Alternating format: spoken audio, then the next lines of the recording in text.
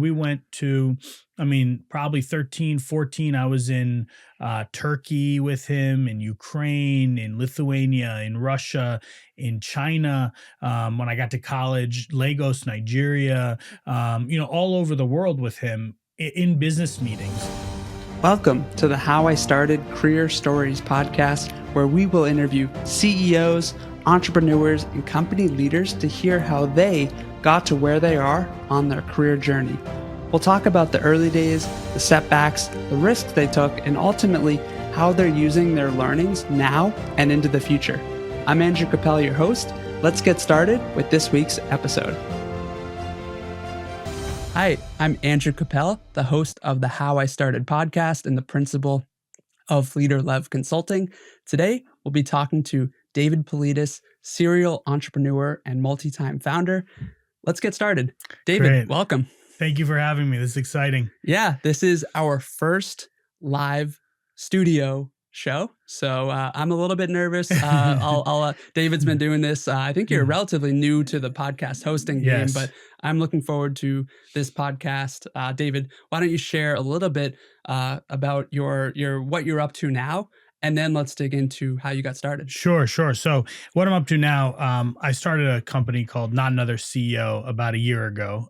It actually started as a podcast, and I'm now about a year into that, 50 episodes or so. And the idea was, how do we bend the curve for CEOs? So I've spent my whole career, 20 plus years, building companies, running companies, and I felt like there's just not a lot of real information out there for the next generation of founders and CEOs. And so started this podcast just as kind of a side thing, and was enjoying doing it. And then we started having people saying, wow, this is amazing. This content's amazing. And I started working with a guy, Nick, who used to work with me at a former company. And we started a Substack, and we started writing articles. And then actually since then, we've started to build a community of CEOs, hundreds of CEOs that actually in a WhatsApp group that are all kind of helping, sharing with each other.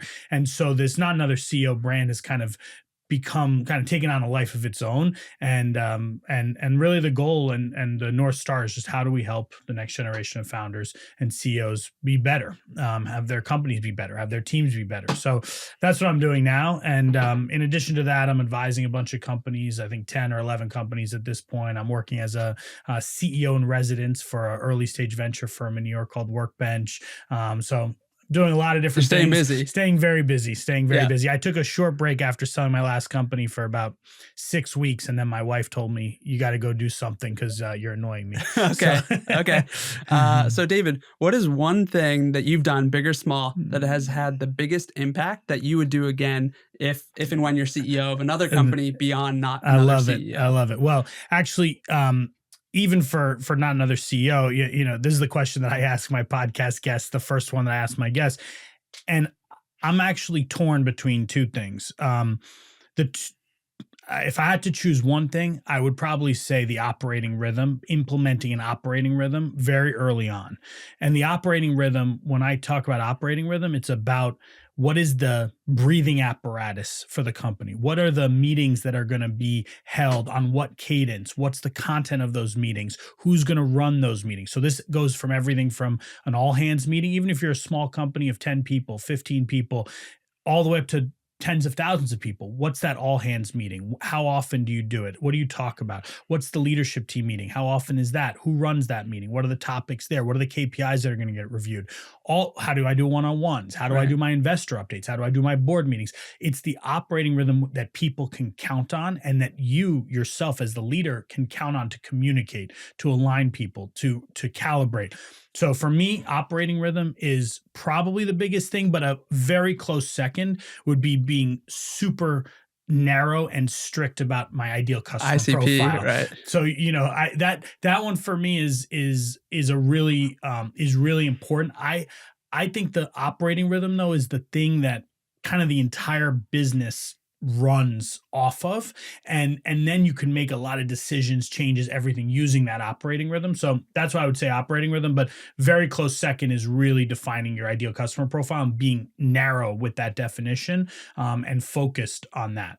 Yep. Interesting. I can't help myself. I got to give a shout out to the WorkSmart team that we worked with last year. They run on the Entrepreneurial Operating System, EOS. I recently went to the EOS National Conference in Washington, D.C. Got to give a shout out to Clay Harris, who was the co-founder and CEO. He's now an EOS implementer. So he had brought us in and really helped my business get going. And I got to learn the EOS methodology and that operating system.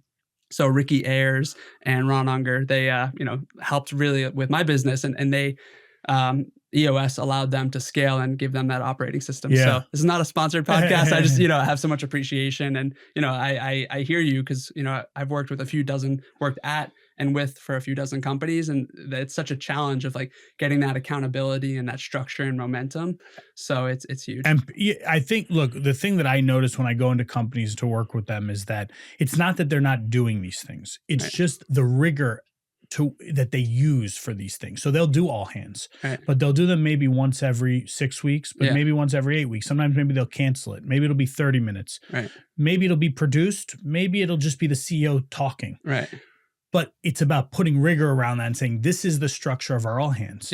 Everyone at the company knows that once a month when they come to this meeting, they are going to learn these 3 things. They're going to know how the business is doing. They're going to be able to ask their questions. It's, that's what it's about. And I think EOS is a great example that really helps put in that structure. So people swear, I know I've not personally used EOS, but I think all these things are pretty much the same.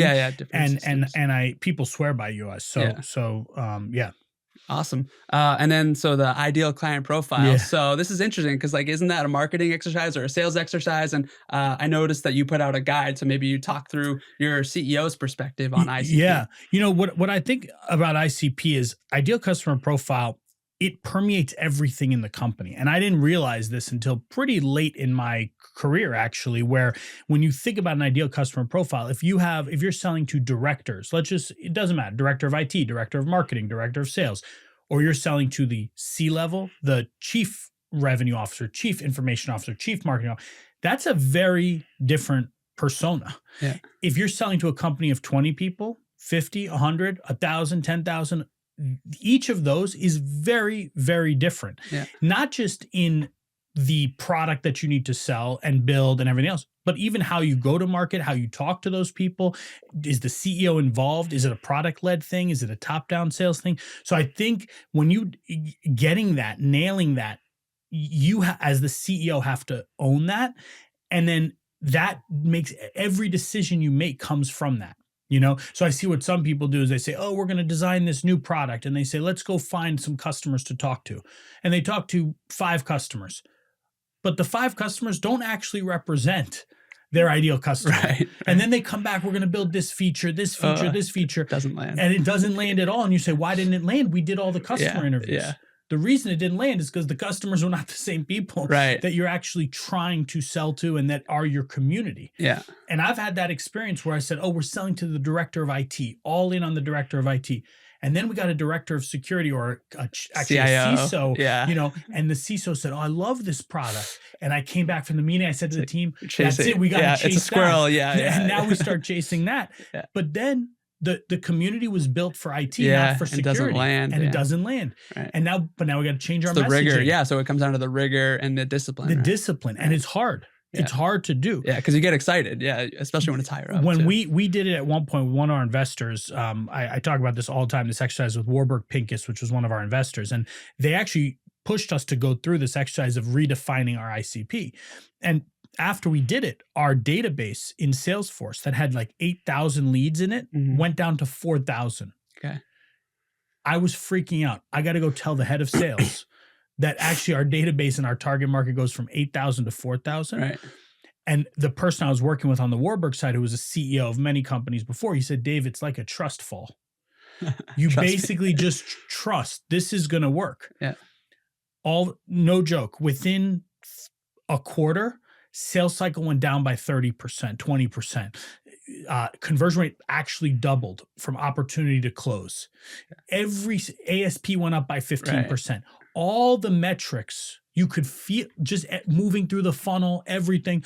And so I feel like that's really powerful because like the operating rhythm, on the rest of the, not the operating side, but on the sales, on the marketing, on the product, it all actually stems from that definition. Right. Even from marketing, I work with a company and they said, oh, I think we need a lot of leads. We're going to spend on paid search.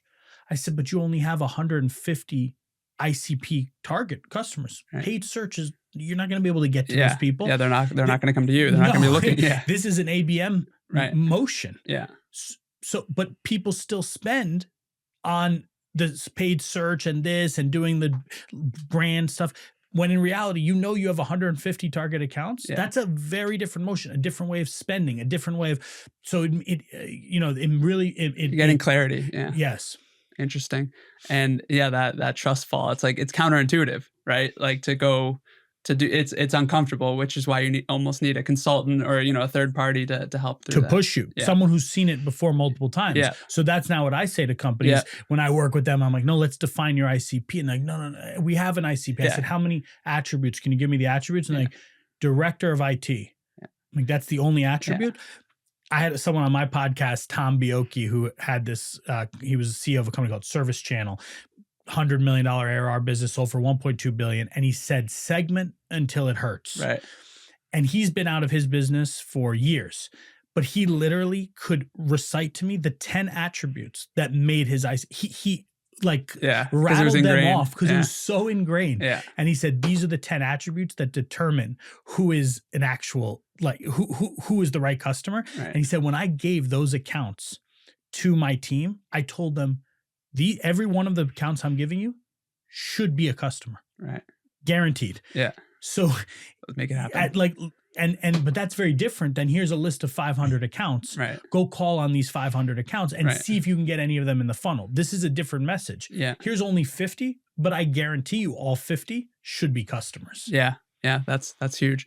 So, David, this is the How I Started podcast, and we created an outline of, I think we dove right into the tactics and the strategy, and I think some of the learnings that you picked up, from your show. So, why don't we talk about the early days and your journey as I think you started in business around 8 years old or so. So, why don't you talk about that? Well, so I was really lucky where growing up, so my father came from Greece originally, moved to the U.S. when he was in his 20s, and he over time became an entrepreneur and started a number of businesses. And he worked a lot.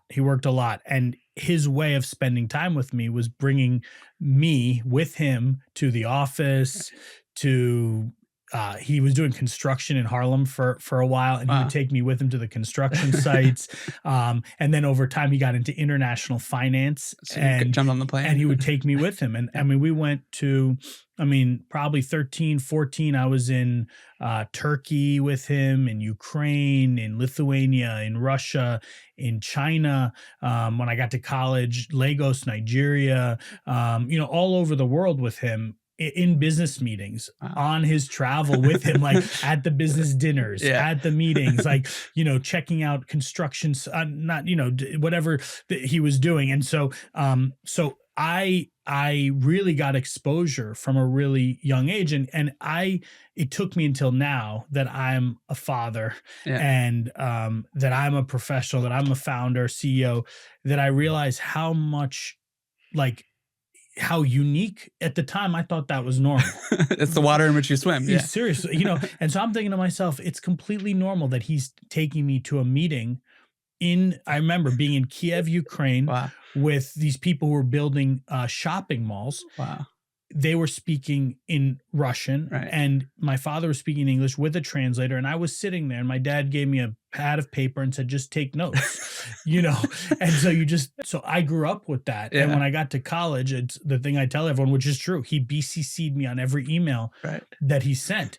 So I grew up, all I knew was I have a paper that I wrote, I don't remember what it was, something for school, like in 3rd, 4th grade about entrepreneurship. Right. And that's all I wanted to be when I grew up. And so kind of that was my mindset from a really, really young age. I actually tried to drop out of college at one point because I just wanted to start a company. Yeah. My mom, who's a doctor, is the opposite. She said, just get the piece of paper. My dad said, any money we save, I'll give you to start a company.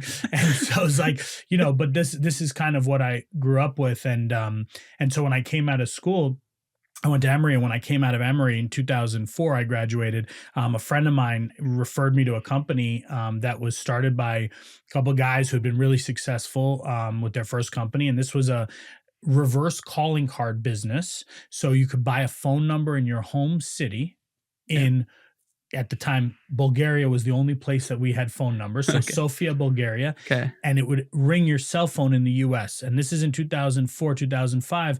This is, it was expensive to make those calls back then. You needed calling cards. Yeah. This was essentially, we are going to transport this over the internet using the early voice over IP. Okay. Exactly. The very early kind of use of it. Yeah. We're going to transfer it over the internet so we can make it an unlimited price, really cheap.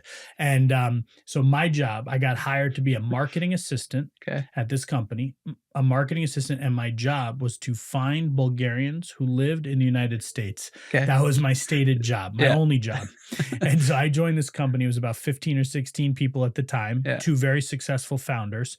But they had both made quite a bit of money and they were doing their own thing. They weren't really active in the business. They had hired some really big people to like do this. And I was the lowest person on the totem pole, marketing assistant.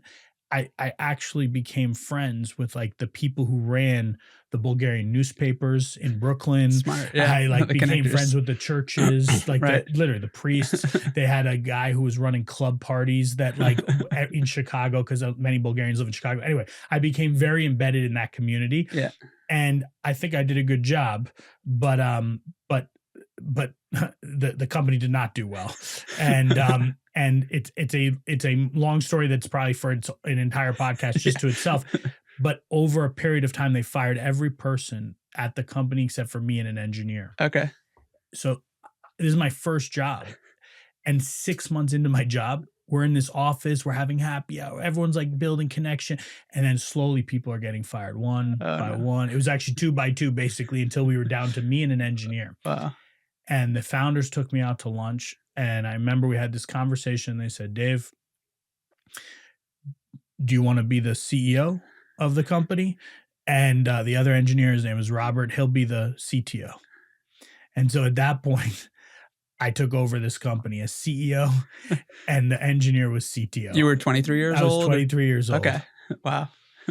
So that was how I got my first CEO job at 23. At 23 years old. I mean, classic, like hearing about your business experience from 8 years old, international. It's good that it wasn't some boring, ERP SaaS like startup Silicon Valley system, right? I was like, where is this going? It kind of makes sense. It was actually, to be honest, it was before SaaS. Right. Actually, that was before SaaS was a term being used. Right. Before cloud was a term that was being used. Yeah. So it was kind of early. But it was like location arbitrage with like the internet. The cables, and so you found an opportunity. Exactly. So okay, so you took the job. So I took the job, and then I'm sitting in the office with Robert, and I said to him, "So how do we do this voice over IP thing?" He said, "Oh, we use an open source PBX called Asterisk." And I said, "I don't know what open source is, and I don't know what a PBX is." Yeah. He said, "Oh, well, a PBX is a phone system."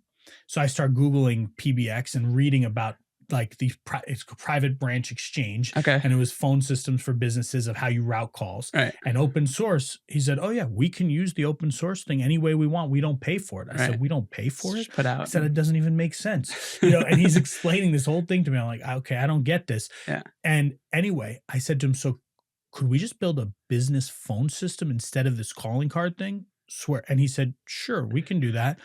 I said, "Okay." And he goes, "But you'll have to be the product manager." Okay. And I said, "What's a product manager? What do I have to do?" He said, "Well, you have to give me the screens, what they look like. You have to tell me how it operates." Back end, yeah. And so I wish I could find this. I was looking for it the other day. I designed the UI in Microsoft Paint. It was now looking back, it was the worst UI ever made for any software product. Yeah. I was the QA person. I was the product manager, but we built one of the first ever multi-tenant PBXs running over the public internet ever. And it was like we were too naive and too stupid. Like we're Right. kind of like, yeah, we could do this. By Yeah. the way, internet back then for voice, there was no fiber. That was DSL lines. DSL lines, like this was before T1s, before fiber. So the quality of calls was quite difficult to Grainy. make your call go over the internet Right. while you also had all the regular internet traffic. Anyway, point Yeah. is, we built this thing. And that business scaled to about $20 million of annual recurring revenue over a period of approximately 5 years from that point. Okay. And in that process, I learned so much about what to do and what not to do. A lot. I could write a book literally just on those lessons from how I interviewed in those days. No one teaches you how to interview. No one teaches you how to ask the right questions, Yeah. to how I managed, to all the stuff I'm telling you about operating rhythm. We would just do ad hoc meetings flying whenever by the I seat of the felt, and pants, then yeah. like I would just talk for a little bit, and there was no structure to it. Yeah. There was no transparency. We didn't tell people how the business was doing. Right. 2008, our customers were mostly micro SMBs, small customers. Right. We went through a process in 2008. Mortgage brokers and real estate brokers were our biggest customer. That's your base. biggest segment. Yeah. 35% of our revenue disappeared almost overnight when the market crashed. Wow. And we had to fire about half the company in a day because we couldn't make payroll.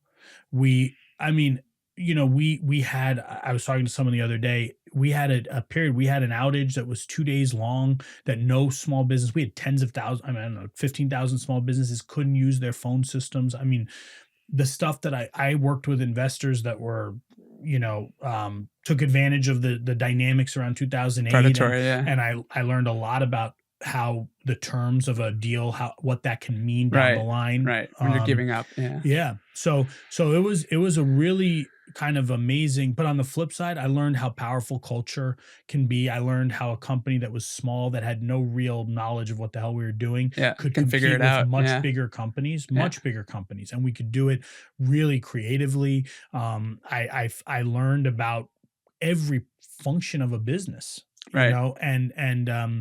And so I think it was really an amazing. And I was so lucky that these two guys, Boris and Phil, who were the founders, that they trusted me to do it, which is kind of crazy to be honest, but they trusted me. And I think my entire career, I can point back, there's so many parts to it. I mean, the people that I worked with there, the company I went to from Vocalocity, Cloud Sherpas, the person who was the CEO who recruited me there, he was our independent board member, John Hallett. He became my chairman at BetterCloud. So, I mean, so many connections back to that. The people that I worked with there, some of those people worked with me at every single company since then. Wow. And so, yeah, it was a really so it's an amazing experience.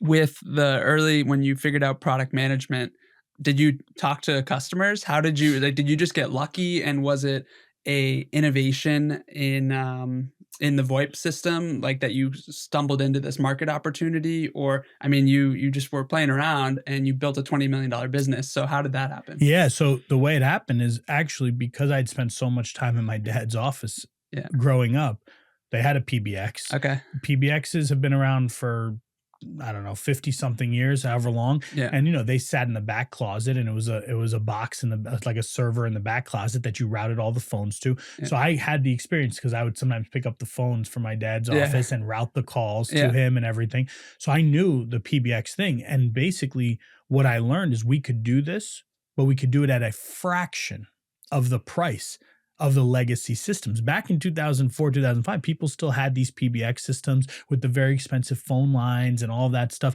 So we actually could just do the same thing, forget new features or anything, the same thing for like 85% less than what they were paying. Okay. Because we were using this new technology. So the technology, it was purely the technology was the enabler to reduce the cost. Okay. Now over time, and especially if you look at what the companies today are doing with the technology, now it wasn't just cost. It also added all kinds of crazy features that you couldn't even dream of back then. Yeah. But it was the cost to start. So I started with my father's office and asking him a bunch of questions and his team. Then we literally went door to door, like, smart, which is and knocked on people's doors in Atlanta, like Yeah. actually just knocked on their doors Yeah. and asked them questions about their phone systems. And I called every person I could think of that had a small business. I mean, I called anyone that I knew. Yeah. And I was just like, so here's what we're thinking about doing. You plug it into the router, into the internet. They're like, what are you talking about? And I was walking around with a physical phone to prove to them it is a phone. Yeah. It's an actual, because, you know, people thought, am I going to make the call from the internet? How's that going to work? You know, again, back then. Yeah. And I was like, no, there's phones that Cisco makes, that Polycom makes. You can plug them in. They're like regular phones. Right. And anyway, so that was. So you did your customer research. You were a user, you were an early user. So you had some advantages. It wasn't blind luck. It was, I think the blind luck was being naive enough to think you could run a PBX over the internet at that time. Right. People were like, you can't run voice over these DSL lines. Okay. That was more I think it was more. And it became possible because of technology. Exactly. So, okay. So yeah, you know, when you're an entrepreneur, when you're starting something from nothing, you have to kind of live not in reality of what could be. And so that, you know, that's a pattern. So, okay. So you went from Vocalocity to Cloud Sherpas. Yeah. What was the exit and transition process to Cloud Sherpas and a services business? Yeah. So when I left Vocalocity, at that point, the company was kind of at a different scale. There was some dynamics again with how the investors had made their investments and everything, and it made sense to kind of move on to the next thing. And what I thought I wanted to do was go be CEO of another company. And this person, John Hallett, who was on the board of the first company, Vocalocity, had become CEO of Cloud Sherpas, and he essentially said, "Hey, I just joined this company. I invested. I became CEO. The opportunity is crazy around Google Apps." I said, what is Google Apps? I've never heard of Google Apps. Yeah. This is 2010, early 2010. And he's like, you know, Gmail and all that. I'm like, yeah, I use Exchange. And he's like, no. Outlook, yeah. He's like, no, people are using Gmail now for work. I said, they are? Okay. He said, oh yeah. And they need help to move from Microsoft to Google.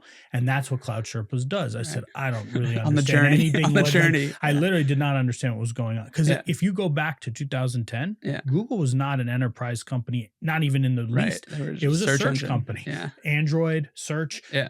But to think like, okay, so he's pitching me. I said, all right, really? And then I started going and talking to the team, and I started hearing about the stories of their customers. And I said, wow, there's definitely something here. Yeah. And so I ended up joining Cloud Sherpas, and he said, look, you can have any job, but you can't be the CEO, because I'm the CEO. So I joined that company, and that was such a lucky thing for me, because first of all, that was the fastest growing business I've ever been a part of. Wow. Because we were actually the only only partners for Google at the time. Right. Service partner. Yeah. So kind of like we were just talking about what you're doing. Yeah. You know, when you have people who are referring business to you, when you've got Gong and it's like for us, they were just sending us every customer. They said, we don't know how to handle this customer. Yeah. You handle We're a them. tech business. So we started to do these crazy migrations from Microsoft, from Lotus Notes, from GroupWise to Google, and and we're getting these huge customers, and so that was really an interesting period of time, because I had never been in a services business. I had only been in a software company. Yeah. So now I start understanding services. I understand how to do consulting, implementation, stuff I really never knew how to do before. Yeah. And I also got to test a lot of the stuff that I had done at Vocalocity. I was now getting to test that for a second time.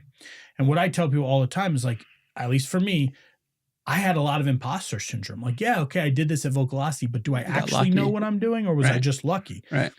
But at Cloud Sherpas, within 3 months, I was already starting to build my team and our traction and the velocity, and you're like, wow, okay, actually the systems do work, and the go-to-market ideas and marketing, I was trying to do all kinds of creative marketing stuff. It was working.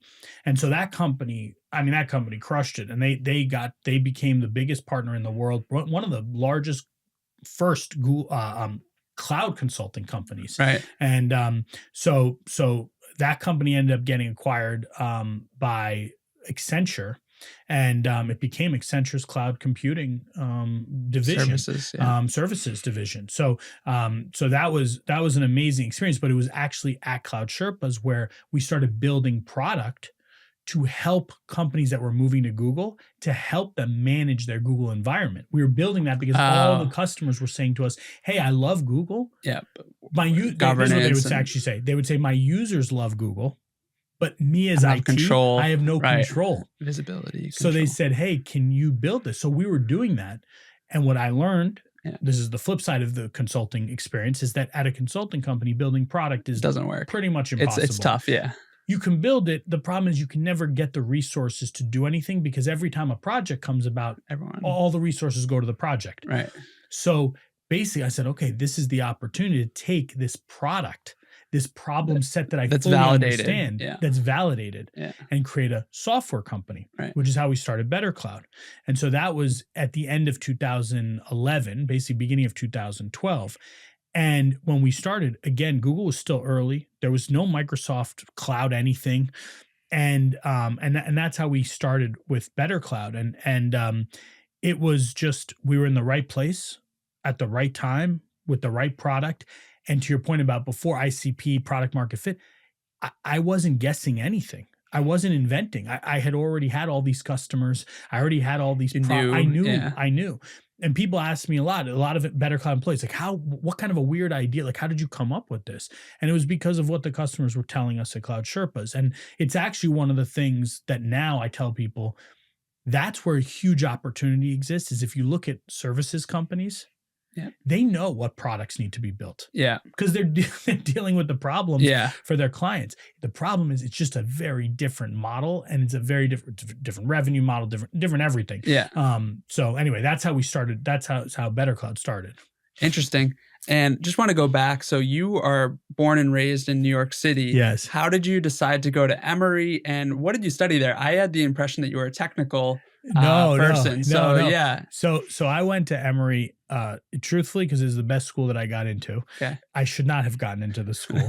I don't tell the story too often, but it's a very funny story, which is I applied to Emory. I applied to a bunch of schools. I applied to Emory, and we went to visit the school. I hadn't been to the school, so I applied cold, just blind, and I got in.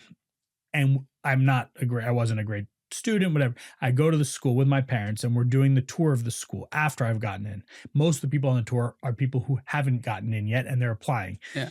And someone raises their hand in the session. It's like all the parents and kids with the tour guide or whatever. And someone raises their hand.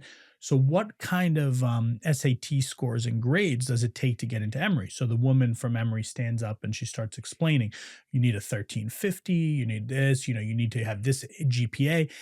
And my dad, in the middle of there's probably 100 people, stands up and said, I just want everyone to know my son got in. He's already accepted, and he didn't have any of those scores. He got a 12, starts breaking down the thing, and everyone's clapping for him, and so anyway, point is, it was the best school that I got into. Yeah. And I really wanted to go to the business school. That's really why my dream was to go to the Goizeta Business School. It's like one of the best business schools, undergrad business schools. So I wanted to go there. And it's the way it works is you go 2 years undergrad in like the regular college, and then you transfer into the business school for your last 2 years of college. Right. So I took all the prerequisites, did terribly, applied to the business school, didn't get in. Yeah. So I ended up having to stay in the college. And so I studied econ. Truthfully, not that much, and I didn't get into the business school. Now, what is interesting is I have since taught a number of classes at the business school at Emory and spoken at a number of their events. And I start every single one with, I did not get into the business school. Let me be very clear. That is not where I got my learnings. But it's an amazing school, and that's the reason that I ended up going to Emory, was because I wanted to go to that school. But interesting. I had another recent How I Started podcast guest was Ryan Alice, and he started the business called Eye Contact, which was the second biggest marketing automation system. And he started, I think he was making six figures as a 17-year-old as a VP of marketing for a supplement business. And so I was like, why the heck did you decide to go to college? He was down in Florida. He went to UNC. And his freshman year, he met up with, I think, a technical co-founder, and they started the business from their dorm room at UNC. And so he dropped out because the business took off as a sophomore. And so he never graduated from college. Meanwhile, like after the business was built and sold for, I think, $170 million, they wrote a case study about him at Harvard Business I School, love it. and I love never it. I had. love it. So he's going back there, and I love so he it. went to Harvard Business School without the undergrad I degree. love So it. I love yeah, it. I love the entrepreneurial aspect of kind of going through side doors and just kind of Yeah. making things happen. So yeah, that's really interesting. I had this perception that Emory, technical, IT, and and all that. No. I actually was not technical actually at all. Okay. I that first guy, Robert, who I worked with, the CTO, who was, me and him were the only two left. He taught me a lot. I can't code, but well, maybe now I can. Vibe Maybe coding. now I can code, but I understood the technical. He sat and explained everything, drew it all for me on the whiteboard. So it was a really strong foundation, actually, that even in the early days of BetterCloud, I could have a conversation with the engineers, with the product team that was informed. Again, I couldn't actually do anything, but I could understand the concepts. And when we're having this challenge, hey, have we thought about this? And it was really powerful. But no, I was not technical in the least. Actually, when I interviewed for that first job, they said it's a tech company. I said, I don't know what a tech company, in 2004, I was like, Facebook? I don't, like, what is this? And that's the background. And Emory, interestingly, and I've said this to some people, is like, so I was in a fraternity at Emory, and I became the president of the fraternity. I was the president of my pledge class and the president of the fraternity, and everyone thinks like, oh, that's the person who parties the hardest. Right. But in reality, that was for people management, leadership. I've actually never had more challenges in my entire career managing people than that. If you can manage that, really, with the risk that's involved, with the different pressures, personalities that are involved, with the school, you have to deal with the school. So that actually for me was it's like government, it's like bureaucracy. It is. And by the way, operating rhythm, we had our operating rhythm, and how we're going to do throughout the year and the scheduling. So I think back on that and I said that was really a big part, I think, of from a leadership development perspective of managing people, leading people. That was probably what I learned the most, at school, because the classes that I took that I did the best in, that I enjoyed the most, were actually classes like art history and linguistics and things that have nothing to do with business. Right. I think that I don't think that business school is useless, but I think that practical experience, by the way, it's changing so fast. We were talking before we started about clay and this. You can't learn these things in school. The speed at which things are changing, you can't. You can understand high level concepts, but I would say today's marketing is you can't change the curriculum fast enough to match what's happening in the real world, in my opinion. Yep. And I need to give a shout out to another former How I Started guest. We're only about a dozen right now so far in, but there's these interesting patterns and similarities or trends that I'm spotting. So Jeff, the CEO of Parker Dewey, maybe he'll get on You're Not Another CEO show sometimes. So Parker Dewey has they fix the college to career gap by offering micro internships. So for employers and then for students, it's a short-term internship that is as little as 15 hours to do a small task. And I hired my first Parker Dewey micro intern to build out some sales process and campaigns. And I'm going to hire another one to work on clay. But it's just a really good opportunity to get that practical experience in a de-risked way. And I think I never heard. I like that. I think Jeff calls it, you talk to a business leader or, the leadership team, and it's like, you have to figure out those things that are we shoulds, but I shouldn't. And you figure out those we shoulds. We should figure out how to get certified in clay and build some campaigns, but I shouldn't. And, you can go hire a consulting firm, you can go hire a freelancer, you can hire a full-time employee, but you can also scope out a micro internship project and have them do it for you. And it's a really good experience for, in a de-risked manner for the student and for the company. For the student, that's amazing. For the student, that's amazing. Yeah. I would just be doing that all day long. Exactly. You're making money. Yeah. And there's actually some foundations. So I went to the University of Connecticut, and the DeLuca Foundation, it's actually the co-founder of Subway, the largest franchise sandwich restaurant. It's not Jared. So the DeLuca Foundation has a grant program where they actually fund the micro internships. And so my business, I'm getting a micro intern as long as the student goes to college in Connecticut or Florida, because that's where DeLuca spent his time. He was born in Frederick DeLuca was born in Bridgeport, Connecticut, and then he spent a lot of time in Florida. So his estate created that grant program, and so I just learned about this, and That's so I'm amazing. hiring micro That's interns. amazing. So I like that. Yeah, no, it's really interesting to hear. I'm going to put my kids to do that. Yeah, micro interns. They're 9 and 11. They're 9 and 11. Sign a waiver. I think they're doing marketing for you. They are doing right? marketing. They so I try to do what my dad did with me. Yeah. And so I take them with me to all the companies I work with. Oh, cool. Almost all of them. They've been at the office. Those companies' offices. Yeah. I work with a company in Brooklyn. It's called Revivin', and they basically upcycle hardware from companies, laptops, whatever. So I brought my kids there, and they have a warehouse, put them to all work. this stuff, and they literally it was amazing. They learned how to take apart a computer, replace the mouse pad, do all like the trackpad, and but they come with me. They listen on meetings. I give them notepads. I have pictures of the notes that they've taken. Yeah. And they're amazing. They're listening, and they'll write down like churn. What does that mean? And then I'll explain it to them. Yeah. And then the next time they'll say, oh, did you lemonade stand, you bought too much lemonade and no one 100%. bought it. It went bad. You can't store it. It's super interesting, you know? And so they, but yeah, they just we're doing a live recording of the podcast, the first one ever. And when I was telling them about it, they said, can we make a video to promote it? And they're very good with Canva because they use it at school. Wow. And they're amazing. I mean, the speed that they did so anyway, so yeah, they do stuff with me. I'm working right now on having them actually do one of the next interviews for the pod, like them be the interviewers. Right. So but anyway, but I'm gonna sign them up for these micro I really love it. They could probably do it. And I think you say them like, it's a really good, imagine the value proposition if they start going cold outreach and cold outbound, like, hey, I noticed this, but like, don't worry about hiring me. Here's the micro internship apparatus. You have to sign here. Right. And oh, by the way, it's free because you're in these 2 states. Yeah. So that's like a huge market for them. It. Right.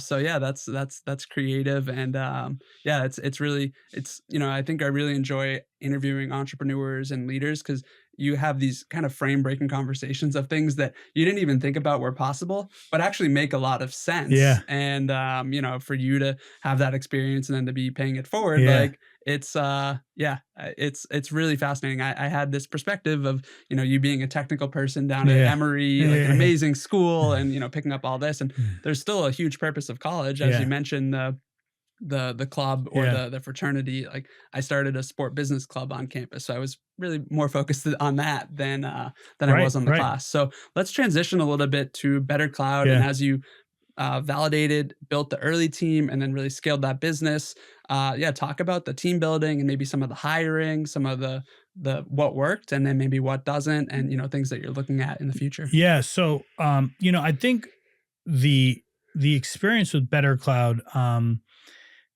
I had the experience of Vocalocity and Cloud Sherpas to know what I wanted to do and what I didn't want to do, the mistakes that I'd made before and I didn't want to make again. And so when I started BetterCloud, what I said to the team that we had in the very beginning, and I said to the team pretty much at every step of the way, was, number one, we are going to treat our customers in a way that no customers have ever been treated from any vendor in the IT space specifically. I had read Zappos book. Oh, Tony Hsieh. Yeah. And I had read that book and I said, that is what we're going to do, but we're going to do it for IT, for B2B, which nobody does. I said, so that in everything we do, customers are going to come first, but they're going to come, like, we're going to innovate in that. And I said, the second thing is, from a team perspective, I'm going to be transparent from day one. Right. And I'm going to, this is going to be a very, like, the culture here is going to be really important. And those two things were things that were not true at the other companies, not because we didn't treat customers, not that we didn't care, it just wasn't deliberate and purposeful from day one. And so when we started, that was like, literally, that was the mindset. So what does that mean? The first set of customers that we got, we went overboard to make them feel special. Yeah. we made t-shirts that said the beta tester, on the back of them. It was a limited edition because we only had 50 beta testing So you made it customers. like And we told them, like, you're in our first 50. yeah, the constraint of like there's less supply to get people FOMO Exactly. and to get them in the door. And to show them like, hey, I'm going to spend time with every single one of you one-on-one. We recorded videos of the whole team. At the time, we had some engineers in Argentina. They also were included. We recorded videos of the whole team thanking each person individually. Like, we would record a video. Hey, Andrew, thank you so much for installing the product. Hope you're enjoying it. If you need anything, individually did that for 50 people. Yeah. I'm saying we went over the top. Yeah. We showed them wireframes, and this is before Figma or anything. Like, we showed them these like hand-drawn wireframes, basically. Not Microsoft Paint though. Not Microsoft you leveled Paint. Up a little bit. I think you had some. I forgot what tool we were using, but it was not Figma, but it was like, we would show them the wireframes and tell them, like, you tell us what to build. We would do feature contests where we told them the top 10 features that people had requested. Whatever one gets voted the highest will build. Right. Like, it was about the customers inside and out. And that stayed with the company forever. We got to a point with customer support. The person who ran customer support for us innovated like crazy. He did something. I've still never seen a company do this. He actually used a tool called Full Story to monitor the sessions in our product. And if an error message popped up in the product, he would proactively pop a chat window to the customer and connect it with an agent. Wow. And the agent would know what the error message said. Wow. And proactive. So it's like, you're in the app, you have a problem, you would get a chat box and say, hey, Andrew, this is Mike from BetterCloud. I see you had an issue with this. If you want to fix that proactively, I've never seen someone do that. Like, we were doing things. That's when they want to get a chatbot notification, exactly. Right? Like, that's actually like design thinking. And so and we were right like time. innovating like that. Yeah. We were, so then that was on that front. On the employee side, it was like, we are going to have our values from an early, not day one, but we wrote those values down pretty early. Mm-hmm. We spent the time together as a team. Like, it was important that we spent that time. We would do offsites. We would do, they'll bring the whole company together. We would, because we were in Atlanta and New York, but we would invest the time and money, which is expensive at that stage of a company, to really make the team like do the all hands and be transparent. I told the team, I'm going to be 100% transparent. I'm going to tell you good, bad, and ugly. And we're going to do that from day one. At some points, it could get pretty ugly, and it did. Yeah. But we're going to tell you so that it's all out in the open and that all of us can help to move it. So I would write an email every month. In the beginning, it was every week. It became every month, that outlined everything that was happening in the business. A long email. People would tell me, Dave, this is too long. But there was a subset of people that wanted it that way. Then we would do the all hands every month, and we would go through it. We rewarded and acknowledged the people who lived up to our values by giving them recognition. We had a BetterCloud of the Year award that we did every single year that was like celebrating the people who kind of lived up to the values. So my point is, like, it was all about the customer and the people, which at the end of the day, really, that's it. That's really all that matters. Yeah, that's a business. That's principle. the business. Yeah. But it was being deliberate about taking those things to a completely different level. And so, we started focused on Google from a product perspective, because that's where we came from, out of Cloud Sherpas, and making Google better, administering Google better. But over time that evolved because customers started using not just Google, they started using a bunch of SaaS apps. Slack wasn't around when we started. Yeah. Zoom wasn't around when we started.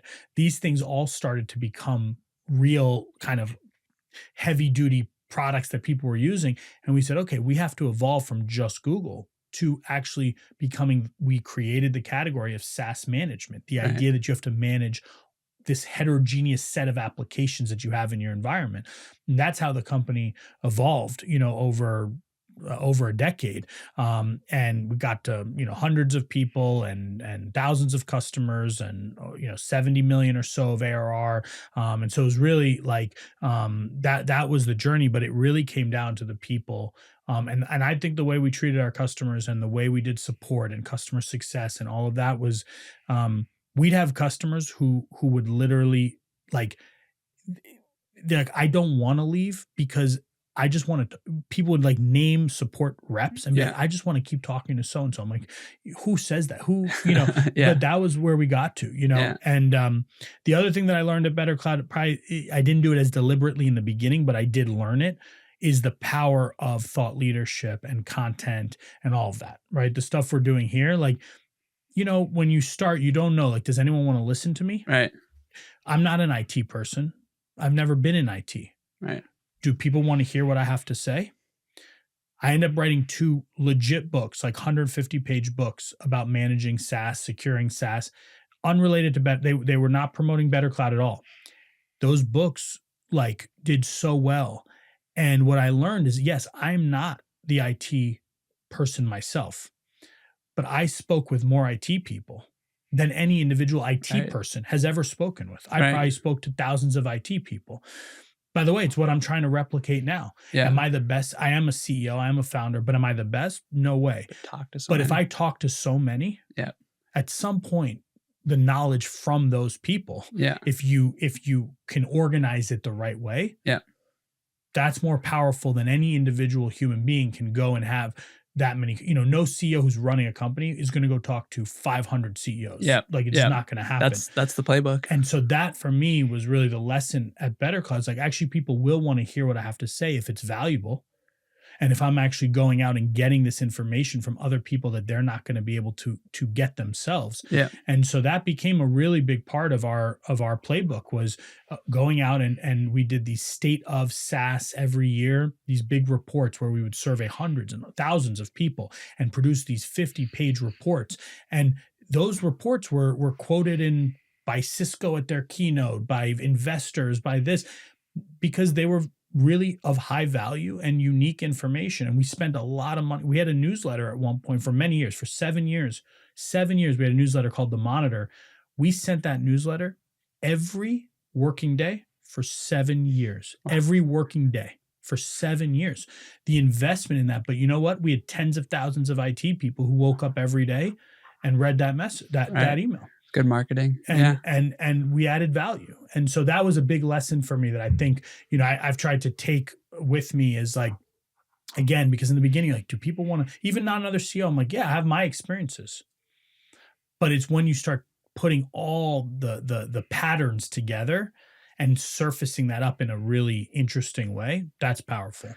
Right. I think that's a great place to wrap up. So people, customers, and then curated content. And I'm going to amend that to consistent curated content, because 7-year newsletter is, that's a lot. And, did you have the early signals that it was working, or did it really like start to compound at the end and really start working? Like 7 years is a long time. It's a long time. In the beginning, we knew that people liked it, but we didn't know the power of the newsletter. If that, meaning we knew people were reading it. Yeah. But then we started realizing the things we could do with that newsletter. For example, we wanted to make t-shirts, and we were having a debate. I'm very big into swag, and we were having all this debate about what the t-shirt should say, what the design should be. The audience, yeah. So we designed 6 different shirts, put them in the newsletter, and let people select which one they liked the best. It was tens of thousands of IT people. And we said, you choose which one you think is the best. And people selected. We sent everyone the ones that they selected, but then the one that got the most votes, that was the one we mass produced. That's clever, and it's customer centric, and it's incorporating people into the process. So I think that's a great way to wrap up. So David, thanks for coming on. And where do we point folks?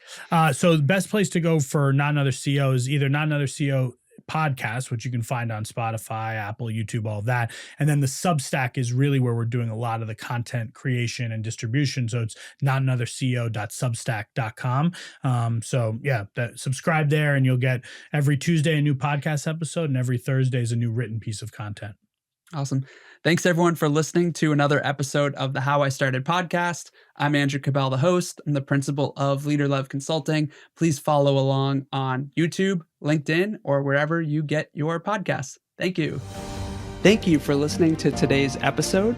If you like the podcast, please subscribe and also share it out on LinkedIn or with friends, colleagues, or classmates who might like the show as well.